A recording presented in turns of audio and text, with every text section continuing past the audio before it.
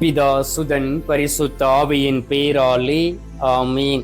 திருப்பாடல்கள் புத்தகத்தில் இருந்து வாசகம். அதிகாரம் 97, இறை வார்த்தை 10. தீமையை வெறுப்போர் மீது ஆண்டவர் அன்பு கூறுகின்றார். அவர் தன் பற்றுமிகு அடியார்களின் உயிரை பாதுகாக்கின்றார்.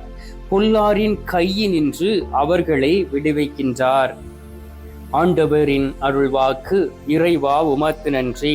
கிறிஸ்துவுக்குள் பிரியமான என் சகோதர சகோதரிகளே, நீங்கள் அனைவரும் மகிழ்ச்சியோடு இருப்பதைக் கண்டு நான் ஆண்டவருக்கு நன்றி செலுத்துகின்றேன். சில பேர் நினைக்கலாம், என்ன ஃபாதர் மகிழ்ச்சி, எப்போ பார்த்தாலும் துன்பங்கள் சூழ்ந்து கொண்டு இருக்கின்றன, ஒரு அமைதியே இல்லை, வீட்டில் ஒரே குழப்பம், பிள்ளைகளை குறித்த கவலை, கணவரை குறித்த கவலை, குடிகாரர்களை குறித்த கவலை, மனைவியை குறித்த கவலை, தாய் தகப்பனுக்கு முதிர்ந்த வயது ஆகிவிட்டது, அவர்களுக்கு நான் மருந்து மாத்திரைகள் வாங்கி கொடுக்க வேண்டும், பணம் இல்லை என்று பல வகையிலே நீங்கள் கவலைப்பட்டு கொண்டு இருக்கலாம்.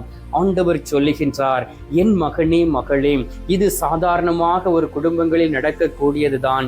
ஆனால் நீ தீமையை வெறுத்தால் நான் உன்னை ஆசீர்வதிப்பேன் என்று வாக்கு கொடுக்கின்றார்.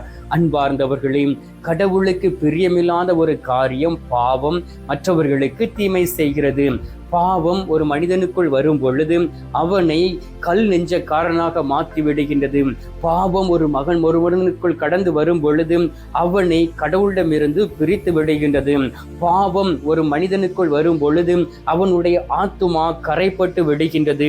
அவனால் அதிலிருந்து வெளியே வர முடியாமல் தவித்து விடு கொண்டு இருக்கின்றான். எனவே தான் பாவம் செய்யக்கூடிய ஆத்துமாவே இரண்டாவது முறையாக சாகும் என்று சொல்லப்பட்டு இருக்கின்றது.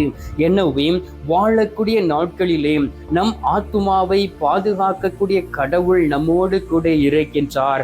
அவரிடம் உறவாடி அவருடைய உறவிலே நிலைத்திருந்து அவரை அன்பு செய்து அவரில் பிரியமாக இருந்து அவரை நேசித்து நாம் நடக்கக்கூடிய வேளையிலே அந்த தீமையை நம்மால் வெறுக்க முடியும்.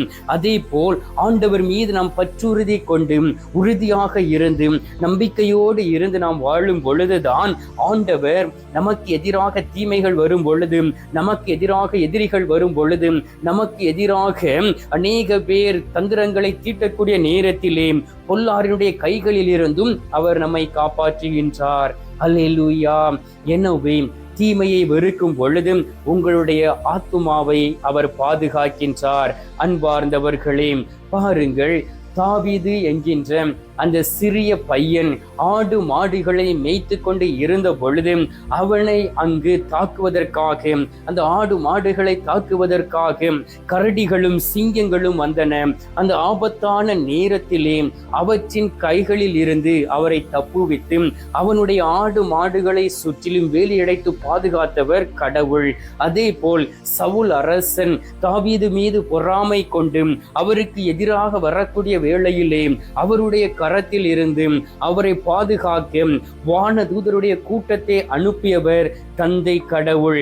அப்பொழுதுதான், அந்த வேளையில் தான் தாவீது கலங்காமல் இந்த சங்கீதத்தை எழுதுகின்றார். சங்கீதம் 97 அழகாக சொல்லுகின்றார். பாருங்கள், என் ஆத்தும் 62:5 சொல்லப்பட்டு இருக்கின்றது, என் ஆத்துமாவே கடவுளையே நோக்கி அமர்ந்து இரு, நான் நம்புகிற அவராலே எல்லாம் நடக்கும் என்று சொல்லுகின்றார்.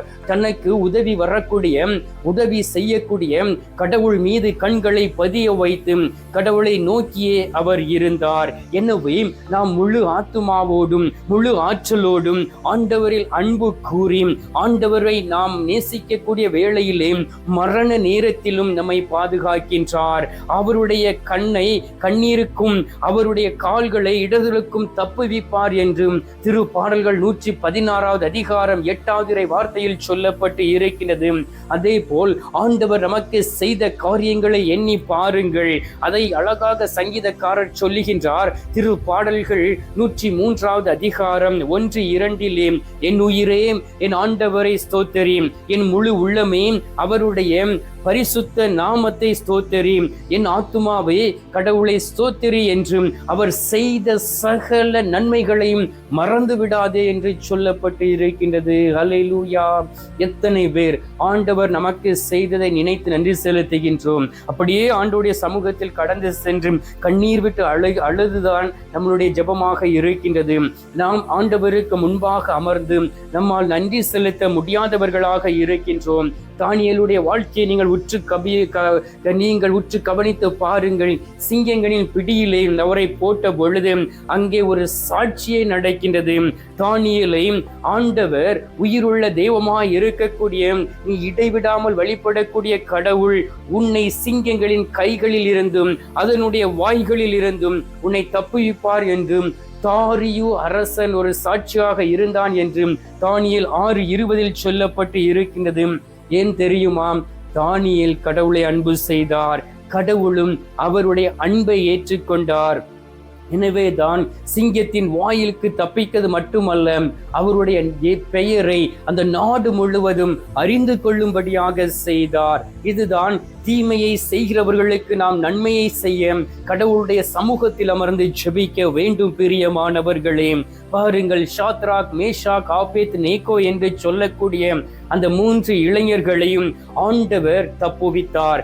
தானியேலை சிங்கங்களின் வாயிலிருந்து தப்புவித்தவர் ஷாத்ராக், மேஷாக், ஆபேத்நேகோ என்று சொல்லக்கூடியவர்களையும் எரிகிற அக்கினி சூளையில் இருந்து தப்புவித்து அங்கே ஒரு போராட்டமே நடந்து போனது. அப்பொழுது அங்கு இருந்த அரசர் இவர்கள் வணங்கக்கூடிய கடவுள் தான் உண்மையான கடவுள் என்றும் சட்டத்தையே ஏற்றுவிட்டார். ஹல்லேலூயா! அன்பார்ந்தவர்களே, நீங்கள் எப்படிப்பட்ட ஒரு பிடியில் இருக்கலாம். உங்களுடைய உடலை கொல்லும்படியாக சாத்தான் கங்கணம் கட்டி கொண்டு வரலாம். ஆனால் உங்களுடைய ஆத்துமாவை தீமையிலிருந்து பாதுகாக்கக்கூடிய ஒரே ஒரு தெய்வம் நம் ஆண்டவராகிய இயேசு கிறிஸ்து. எத்தனை பேர் அதை விசுவசிக்கிறீர்கள்? ஆண்டவரை எதற்காக தேடி போகின்றோம்?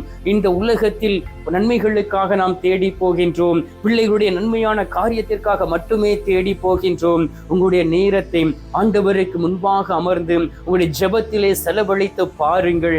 நீங்கள் இந்த உலகத்திலே வாழும்படியாக கடவுள் செய்வார். அன்பார்ந்தவர்களே, ஒரு பணக்காரன் ஆண்டவராகிய இயேசு கிறிஸ்துவை தேடி வருகின்றான். அவரிடம் எல்லாம் இருக்கின்றது. இனி அவனிடம் சம்பாதிப்பதற்காக ஒன்றுமே இல்லை. எல்லாவற்றையும் அவன் அனுபவித்து விட்டான். எனவே அவன் ஆண்டவரை தேடி வந்து கேட்கின்றான், நான் நிலைவாழ்வு பெற்றுக்கொள்ள என்ன செய்ய வேண்டும் என்றே சொல்லி. அப்பொழுது அவன் சொல்லுகின்றான், என்னிடம் எல்லாம் இருக்கின்றது. எனவே இன்னும் வரக்கூடியவற்றை நான் சேர்த்து வைக்க என்னுடைய வீட்டின் சுவரை உடைத்து என்னுடைய பேரனிலே நான் இன்னும் சேர்ப்பேன் என்று அவனை சொல்லிக் கொண்டான்.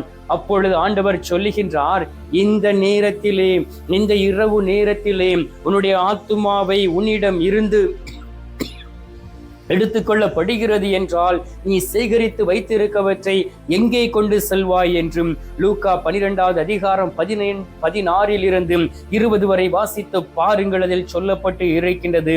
அன்பார்ந்தவர்களே, நாம் இப்படி ஒரு பொய்யான வாழ்க்கை வாழ்ந்து கொண்டு இருக்கின்றோம்.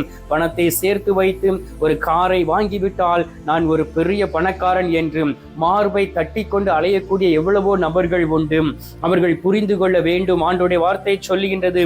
மத்தேயு நற்செய்தி 16வது அதிகாரம் 26வது இறை வார்த்தையிலே, ஒரு மனிதன் இந்த உலகத்தையே தன்னயமாக்கி கொண்டாலும் ஆதாயப்படுத்தி கொண்டாலும் தன்னுடைய ஆத்துமாவை இழந்துவிட்டால் அவனுக்கு கிடைப்பது என்ன என்று சொல்லப்பட்டு இருக்கின்றது. நீங்கள் எதையும் சேர்த்து வைக்கலாம், பெரிய பெரிய வீடுகளை கட்டி வைக்கலாம், அம்பானி அதானியை போல வாழ்ந்து கொண்டு இருக்கலாம், பெரிய கோடீஸ்வரர்களாக இருக்கலாம். உங்களுடைய ஆத்துமாவை ஆண்டவர் இந்த நேரத்திலே அதை டிமாண்ட் செய்து விட்டார் என்றால் நீங்கள் சேர்த்து வைத்திருப்பதை எங்கு எடுத்து சொல்வீர்கள்? அன்பு கூறுங்கள், ஆத்துமாவை பாதுகாத்துக் கொள்ளுங்கள். ஆத்துமாவை பாதுகாக்க கடவுளால் மட்டுமே முடியும். அதற்காக அவரை தேடுங்கள், அவரோடு பேசுங்கள், அவரிடம் மனமிட்டு மன்றாடுங்கள். அவர் உங்களை ஏற்றுக்கொள்வார். எனவே அன்பார்ந்தவர்களே, போலியான வாழ்க்கை வாழ்ந்தது போதும், பரிசுத்தமற்ற வாழ்க்கை வாழ்ந்தது போதும், ஏமாற்றி வாழ்ந்ததை போதும், மற்றவர்களை குறை சொல்லி வாழ்ந்ததை போதும், தன்னுடைய மாமியாருக்கு எதிராக செயல்பட்டது போதும், மருமகளுக்கு எதிராக செயல்பட்டது போதும், தாய் தகப்பனுக்கு எதிராக செயல்பட்டு நம்மையே அழித்து கொண்டது போதும், ஆண்டவர் மீண்டும் ஒரு வாய்ப்பையும் வாழ்க்கையும் நமக்கு கொடுத்திருக்கின்றார்.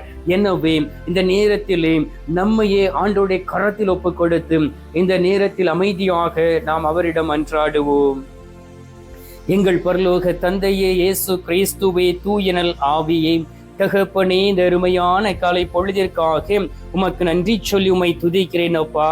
ஆண்டவரே, உமது பிள்ளைகளுடைய ஜெபத்திற்கு நீர் பதில் கொடுக்கின்றீர். ஆண்டவரே, திருப்பாடல்கள் 102:17 வாசிக்கின்றோம், திக்கற்றவர்களின் வேண்டுதலுக்கு அவர் செவி கொடுப்பார், அவர்களின் மன்றாட்டை அவர் அவமதியார் என்று சொல்லி.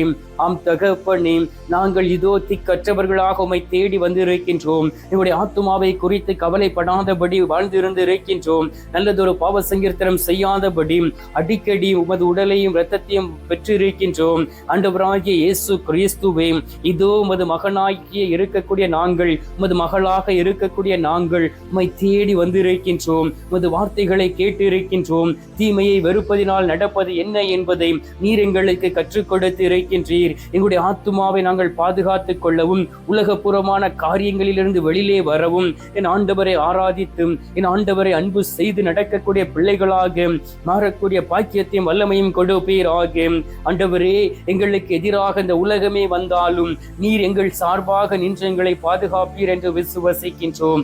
இதோ உமது அன்பு பிள்ளைகள் ஒவ்வொருவரையும் ஆசீர்வதிக்கின்றோம். அநேக பேர் நோய்வாய்ப்பட்டு இருக்கிறார்கள். திருப்பாடல்கள் 103:3 சொன்னதுபடி உன் நோய்களை எல்லாம் குணமாக்குகின்றார் என்றும், பிள்ளைகளுடைய நோய்களை குணமாக்க இறங்கி வருவீராக. உமது பரிசுத்த ரத்தம் அவர்களை கழுவதாக. தூய்மை அடைந்தேன் ஆண்டவருக்கு சாட்சியாக இருந்து தன் நோய்களை குறித்து கவலைப்படாதபடி என் ஆண்டவர் என்னை குணப்படுத்தி விட்டார் என்கின்ற எண்ணத்தோடு வாழக்கூடிய பாக்கியத்தை கொடுப்பீராக. ஆண்டவராகிய இயேசு கிறிஸ்துவே, எந்த ஒரு ஆத்மாவும் இந்த உலகத்தில் அழிந்து போய்விடக் கூடாது என்பதற்காக உம்மையே தகன பலியாக கொடுத்து எங்களை மீட்டு ரட்சித்தவரே, எங்களை ஆசீர்வதியும், பிள்ளைகளை ஆசீர்வதியும், அவருடைய தேவைகளை சந்தித்து உடல் உள்ள சுகத்தோடு நடக்கக்கூடிய பாக்கியத்தை கொடுப்பீராக. இந்த அருமையான நேரத்திலே நீர் எங்களுடைய ஜெபத்தை கேட்டிருப்பதற்காக உமக்கு நன்றி. ஜெபத்தை கேட்டு பதில் தந்திருப்பதற்காக உமக்கு ஸ்தோத்திரம், ஸ்தோத்திரம், ஸ்தோத்திரம். மீட்பெரும் இரட்சகருமான இயேசுவின் திருக்கரத்தில் ஒப்புக் கொடுத்து எங்கள் பாதுகாவலராம் புனித சூசையப்பர் வழியாக ஜெபிக்கின்றோம். அன்பு தந்தையே, ஆமேன். பரலோகத்தில் இருக்கிற எங்கள் பிதாவே, உம்முடைய நாமம் அர்ச்சிக்கப்படுவதாக. உமது ராஜ்யம் அருக, உமது சித்தம் பரலோகத்தில் செய்யப்படுவது போல பூலோகத்திலும் செய்யப்படுவதாக. எங்கள் அனுதின உணவை எங்களுக்கென்று அளித்தருளும். எங்களுக்கு தீமை செய்கிறவர்களை நாங்கள் பொறுப்பது போல எங்கள் பாவங்களை பொறுத்தருளும். எங்களை சோதனை விளைவிடாதையும் தீமையில் இருந்து எங்களை ரட்சித்தருளும். ஆமேன். அருள் நிறைந்த மரியே வாழ்க, கர்த்தர் உடனே, பெண்களுக்குள் ஆசீர்வதிக்கப்பட்டவள் நீரே, உம்முடைய திரு வயிற்றின் கனியாகிய இயேசும் ஆசீர்வதிக்கப்பட்டவரே.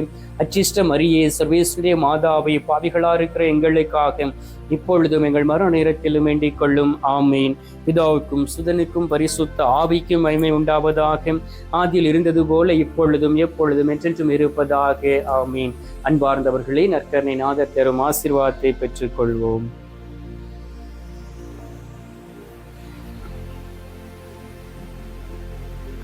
எல்லாம் அல்ல இறைவன், பிதா, சுதன், பரிசுத்த ஆவி உங்களை ஆசீர்வதிப்பாராக.